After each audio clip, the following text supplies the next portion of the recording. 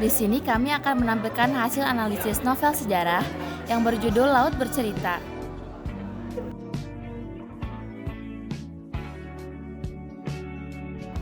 Yang beranggotakan Kalista Salsabila Putri, Jihan Aulia Ramadhani, Kaila Zahra Putri, dan Sufi Nazihah Mardlia.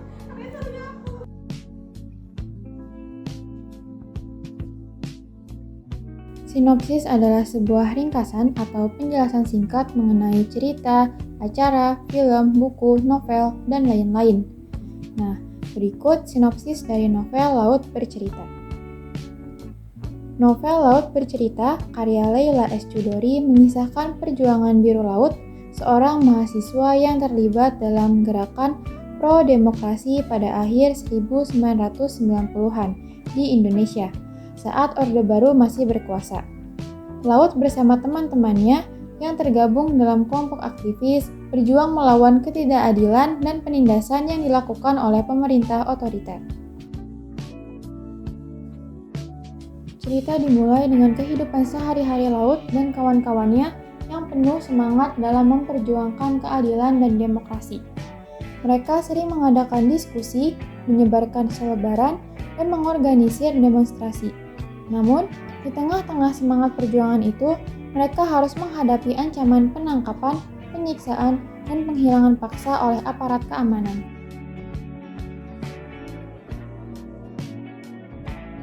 Kehidupan Laut berubah drastis ketika ia dan beberapa temannya ditangkap. Mereka mengalami penyiksaan brutal dalam tahanan dengan harapan mereka akan membocorkan informasi tentang gerakan mereka. Laut tetap teguh dan tidak mengkhianati rekan-rekannya, namun penderitaan yang dialaminya sangat mengerikan. Melalui perjalanan dua saudara ini, novel ini mengungkapkan kekejaman rezim Orde Baru serta dampaknya terhadap para aktivis dan keluarga mereka. Kisah Laut adalah kisah tentang keberanian, pengorbanan, dan cinta keluarga yang tidak pernah pudar meski dihadapkan pada kenyataan yang paling kejam sekalipun. Struktur novel sejarah. Yang pertama, orientasi.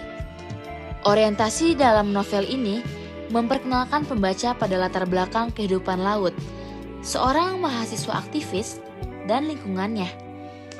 Pembaca diperkenalkan pada suasana politik Indonesia di akhir 1990-an, masa ketika rezim Orde Baru sedang berkuasa. Laut bersama dengan teman-temannya terlibat dalam gerakan perlawanan melawan ketidakadilan pemerintah. Orientasi ini membangun dasar untuk pemahaman mengenai motivasi dan perjuangan tokoh-tokoh utama. Yang kedua, pengungkapan peristiwa. Pengungkapan peristiwa terjadi saat Laut dan rekan-rekannya mulai aktif dalam aksi-aksi protes dan perlawanan. Pembaca menyaksikan kegiatan mereka seperti demonstrasi dan penyebaran pamflet serta dampak sosial dan politik dari tindakan-tindakan tersebut. Di sini juga diperlihatkan hubungan interpersonal antara Laut dengan teman-temannya dan keluarganya, serta tantangan yang mereka hadapi dalam melawan rezim. 3. Menuju konflik. Menuju konflik, narasi mengarah pada peningkatan ketegangan ketika tindakan represif pemerintah mulai menargetkan aktivis. Ancaman penangkapan, pengawasan, dan kekerasan dari aparat negara menjadi semakin intensif. Ketegangan ini menciptakan atmosfer yang penuh tekanan, mempersiapkan pembaca untuk konflik utama yang akan terjadi. 4. Puncak konflik. Puncak konflik terjadi ketika Laut dan beberapa teman aktivisnya diculik oleh pihak keamanan. Ini merupakan titik balik dramatis dalam novel, di mana ketegangan yang meningkat mencapai klimaksnya. Penghilangan paksa ini menjadi momen krusial yang menandai titik paling kritis dari perjuangan Laut dan dampak langsung terhadap kehidupannya serta keluarga. Yang kelima, penyelesaian. Penyelesaian cerita terletak pada bagian di mana keluarga Laut, terutama Asmara, menghadapi kenyataan pahit mengenai nasib Laut yang hilang. Dalam pencarian mereka akan kebenaran, Asmara dan keluarga harus menghadapi berbagai kesulitan dan kehilangan. proses hukum dan upaya untuk mendapatkan keadilan tidak membuahkan hasil yang memuaskan, menunjukkan betapa sulitnya mencari kebenaran di bawah rezim yang represif. 6. Koda. Koda novel ini memberikan refleksi terakhir tentang ingatan dampak jangka panjang dari peristiwa tersebut. Meskipun laut dan rekan-rekannya mungkin hilang atau terabaikan dalam narasi sejarah resmi, cerita mereka tetap hidup melalui ingatan perjuangan keluarga mereka. Koda ini menyajikan pesan tentang pentingnya mengingat dan memperjuangkan kebenaran serta mengakui pengorbanan yang telah dilakukan.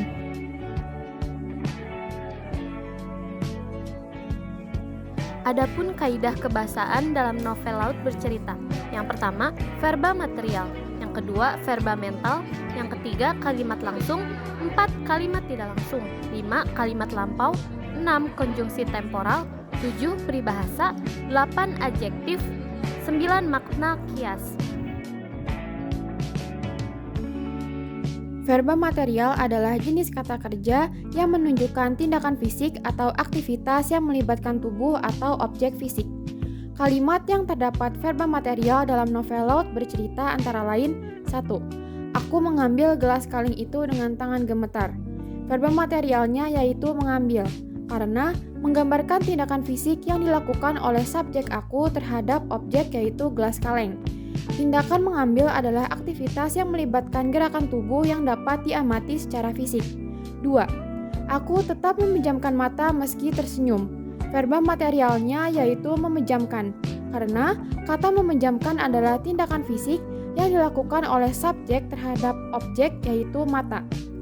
Ketiga, aku melemparkan tubuhku yang lelah ke tempat tidur yang sudah diberi spray putih baru.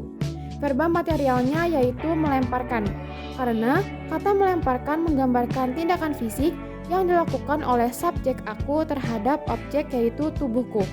Selanjutnya, untuk nomor 4-10, verba materialnya yaitu teks yang berwarna merah.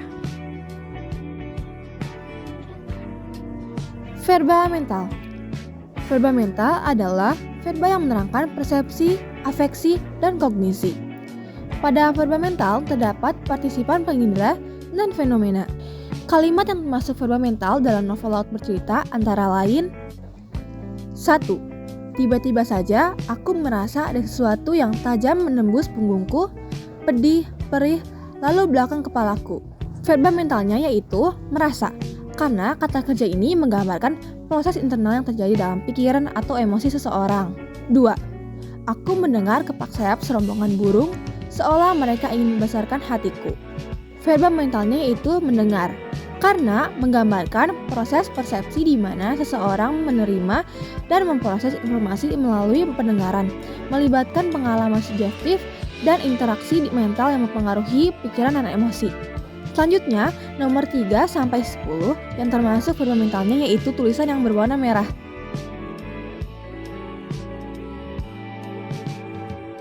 Kalimat langsung. Kalimat langsung merupakan sebuah jenis kalimat yang berisikan kutipan ucapan atau pernyataan seseorang tanpa mengubahnya. Biasanya, Gramet bisa langsung tahu kalimat langsung ini karena adanya tanda petik dalam tulisan tersebut. Kalimat yang termasuk kalimat langsung dalam novel Laut Bercerita antara lain, yang pertama, pintu ini terbuat dari kayu jati. Yang kedua, ruang besar ini bisa kita gunakan sebagai tempat diskusi pasang tikar saja. Yang ketiga, aku rasa kita ambil saja laut, 6 juta rupiah setahun jauh lebih murah daripada Palem Kecut. Yang keempat, ini tempat busuk, cari yang lain saja. Kelima, lokasi sangat jauh dari mana-mana, banyak yang harus direnovasi dan sudah jelas kita tak punya dana sebesar itu, belum lagi julukan masyarakat setempat. Yang keenam, apa julukan rumah ini dan? 7. Rumah hantu. Mereka bilang setiap malam Jumat ada hantu yang tidur-tiduran di sini. 8. Hanya kamar mandi dan dinding yang akan makan dana yang lebih tinggi. 9. Kamar mandi, toilet, dan dapur Suno. Soal tembok, jangan beli cat dulu, aku punya ide lain. 10.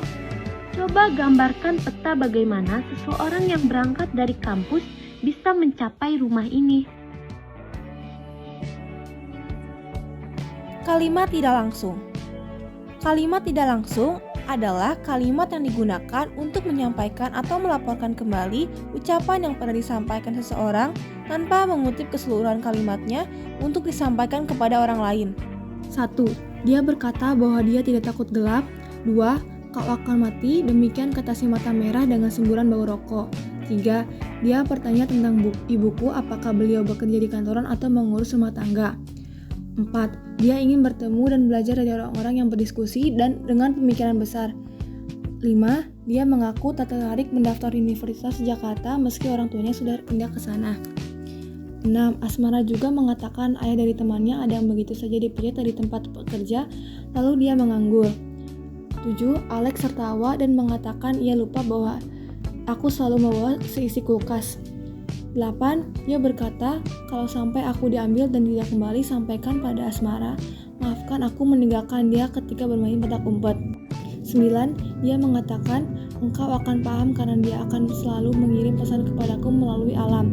10. Pesan untuk Anjani adalah agar dia mencari kata-kata yang tidak terungkap di dalam cerita pendeknya. Kalimat lampau. Kalimat lampau adalah kalimat yang menyatakan peristiwa atau tindakan yang sudah terjadi di masa lalu. Kalimat yang termasuk kalimat lampau dalam novel Laut bercerita antara lain 1. Setelah hampir 3 bulan disekap dalam gelap, mereka membawaku ke sebuah tempat hitam kelam. Penggunaan kalimat setelah hampir 3 bulan disekap menunjukkan bahwa peristiwa tersebut telah terjadi di masa lalu. 2. Yang aku ingat beberapa jam lalu atau mungkin kemarin ketika mereka meringkusku adalah tanggal 13 Maret 1998, persis bertepatan dengan ulang tahun Asmara. Penggunaan keterangan waktu beberapa jam lalu dan kemarin menunjukkan bahwa peristiwa tersebut telah terjadi di masa lalu. Selanjutnya, untuk nomor 3-10, kalimat lampaunya yaitu teks yang berwarna merah. Konjungsi temporal adalah kata penghubung yang digunakan untuk menunjukkan hubungan waktu atau urutan kejadian antara dua peristiwa atau tindakan dalam sebuah kalimat. Konjungsi ini mengindikasikan kapan suatu peristiwa terjadi berkaitan dengan peristiwa lainnya. Yang pertama, setelah matahari terbenam, kami berkumpul di tepi pantai untuk berdiskusi. Konjungsi temporalnya adalah setelah, menunjukkan urutan waktu setelah matahari terbenam. Yang kedua, sebelum ditangkap, Biru dan teman-temannya sempat merencanakan aksi terakhir mereka. Konjungsi temporalnya adalah sebelum, menunjukkan peristiwa yang terjadi sebelumnya. Yang ketiga, ketika malam tiba, ketakutan mulai menyelimuti hati setiap tahanan. Konjungsi temporalnya adalah ketika, menunjukkan waktu terjadinya ketakutan. Yang keempat, kami menunggu sampai suara langkah penjaga hilang sebelum mencoba melarikan diri. Konjungsi temporalnya adalah sampai dan sebelum, menunjukkan batas waktu dan urutan peristiwa. Yang kelima, ketika senja tiba, kami mulai berkumpul di rumah Rahmat untuk membahas strategi. Konjungsi temporalnya adalah ketika, menunjukkan waktu terjadinya peristiwa. Yang keenam, setelah hari itu, hidup kami tak pernah lagi sama. Konjungsi temporalnya adalah setelah, menunjukkan urutan waktu setelah peristiwa tertentu. Yang ketujuh, sebelum fajar menyingsing, mereka sudah bersiap untuk melakukan perjalanan panjang. Konjungsi temporalnya adalah sebelum, menunjukkan waktu sebelum suatu peristiwa. Yang kedelapan, kami menunggu sampai keadaan tenang sebelum akhirnya keluar dari persembunyian. Konjungsi temporalnya adalah sampai dan sebelum, menunjukkan urutan waktu. Yang kesembilan, sebelum ditangkap, kami telah merencanakan aksi selanjutnya dengan matang. Konjungsi temporalnya adalah sebelum, menunjukkan waktu sebelum peristiwa penangkapan. Dan yang ke-10, setelah peristiwa itu tidak ada yang bisa kembali seperti semula. Konjungsi temporalnya adalah setelah, menunjukkan peristiwa yang terjadi kemudian. Peribahasa merupakan perumpamaan, yaitu perbandingan makna yang sangat jelas.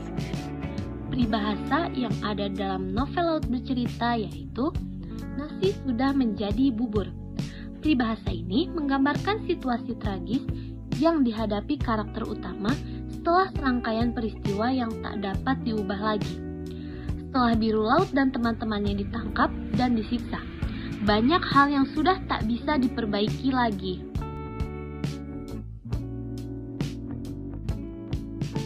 Kata sifat atau adjektif adalah kata yang digunakan untuk menerangkan kata benda. Yang pertama, suara ombak yang keras menelan percakapan kami. Kalimat adjektifnya adalah keras, menggambarkan suara ombak. Yang kedua, matahari sore yang lembut menyentuh ke kulit kami. Kalimat adjektifnya adalah lembut, menggambarkan matahari sore. Yang ketiga, wajahnya tampak pucat di bawah sinar lampu yang redup. Kalimat adjektifnya adalah pucat dan redup, menggambarkan wajah dan sinar lampu. Yang keempat, ruang tahanan itu sempit dan pengap. Kalimat adjektifnya adalah sempit dan pengap, menggambarkan ruang tahanan. Yang kelima, langit mendung menutupi seluruh kota. Kalimat adjektifnya adalah mendung, menggambarkan langit. Yang keenam, mata biru tampak lelah dan gelisah setelah melewati hari-hari yang panjang. Kalimat adjektifnya adalah lelah dan gelisah, menggambarkan kondisi mata biru. Yang ketujuh, angin malam yang dingin menusuk ke kulit, menyisakan rasa kesepian di dalam hati. Kalimat adjektifnya adalah dingin dan kesepian, menggambarkan angin malam dan perasaan. Yang kedelapan, dia tersenyum dengan tatapan penuh harapan meski tubuhnya terlihat rapuh. Kalimat adjektifnya adalah penuh harapan dan rapuh, menggambarkan tatapan dan tubuh. Yang kesembilan, angin dingin yang menusuk tulang seakan mempertegas betapa sunyinya malam itu. Kalimat adjektifnya adalah dingin dan sunyi, menggambarkan angin dan malam.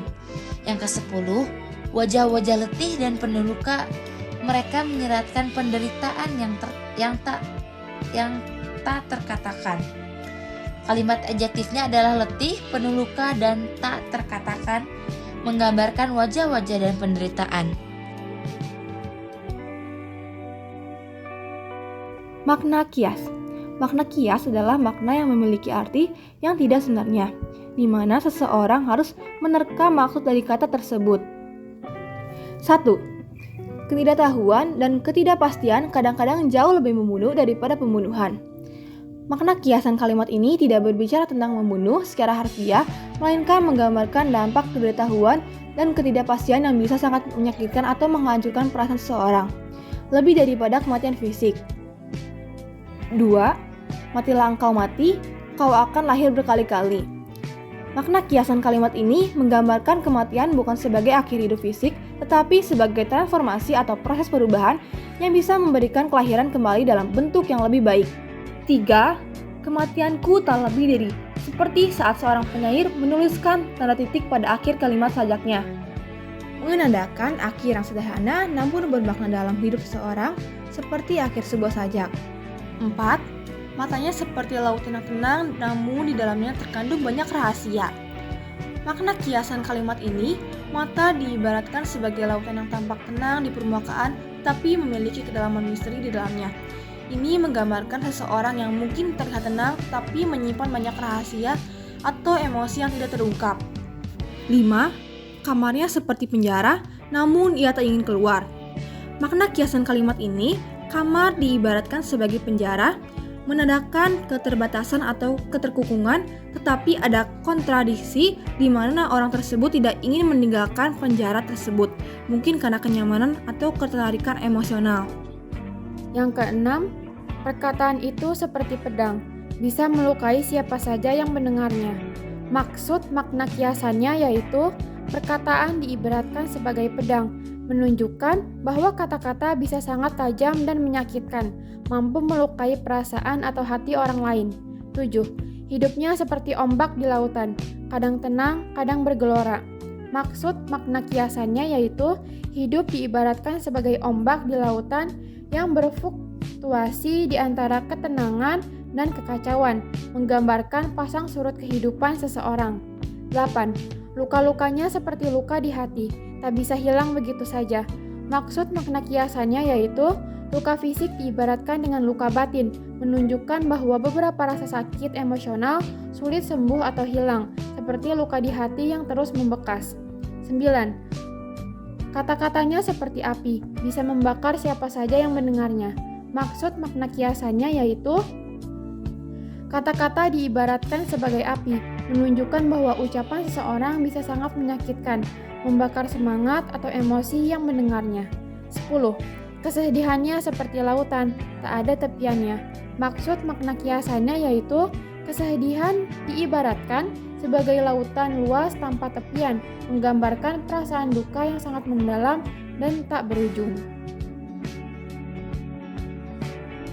Nilai-nilai yang terkandung dalam novel Laut Bercerita yaitu 1. Nilai sosial. Kami bukan hanya teman seperjuangan, kami adalah saudara. Apapun yang terjadi, kami akan selalu melindungi satu sama lain. Nilai sosial dalam novel ini tercermin melalui solidaritas yang kuat di antara para aktivis. Mereka memiliki rasa kebersamaan yang tinggi, saling mendukung dalam perjuangan melawan penindasan. 2. Nilai agama. Aku meminta kepada Tuhan, apapun yang terjadi, semoga keluargaku diberikan kekuatan. Aku hanya berharap mereka tidak menderita seperti aku. Meskipun tema agama tidak menjadi fokus utama novel ini, ada momen di mana para tokoh berdoa dan memohon kekuatan kepada Tuhan. Dalam situasi penuh penderitaan, mereka mencari ketenangan dan kekuatan spiritual, menunjukkan nilai agama sebagai sumber keteguhan. Yang ketiga, nilai moral. Aku tidak takut mati, yang aku takutkan adalah berhenti berjuang untuk sesuatu yang benar. Nilai moral dalam novel ini sangat kuat, terutama tentang keberanian, kejujuran, dan pengorbanan. Tokoh-tokoh seperti Biru Laut beserta teman-temannya memperjuangkan keadilan dan kebenaran meskipun tahu resiko yang mereka hadapi. Yang keempat, nilai hukum. Di negara ini, hukum seperti senjata yang hanya digunakan oleh mereka yang berkuasa, bukan untuk melindungi rakyat, tapi untuk menekan mereka. Novel ini secara kritis menunjukkan bagaimana hukum seringkali diperalat oleh rezim Orde Baru untuk menindas para aktivis yang memperjuangkan kebebasan. Lewat tindakan represif pemerintah seperti penangkapan dan penghilangan aktivis, novel ini menyoroti ketidakadilan hukum yang lebih berpihak pada kepentingan penguasa daripada rakyat. Yang kelima, nilai budaya. Kami berkumpul dalam tradisi makan malam bersama seperti layaknya sebuah keluarga yang menjaga erat tradisi leluhur. Novel ini menggambarkan kehidupan keluarga Indonesia yang erat dan berpegangan pada tradisi seperti tradisi makan bersama yang melambangkan kedekatan keluarga.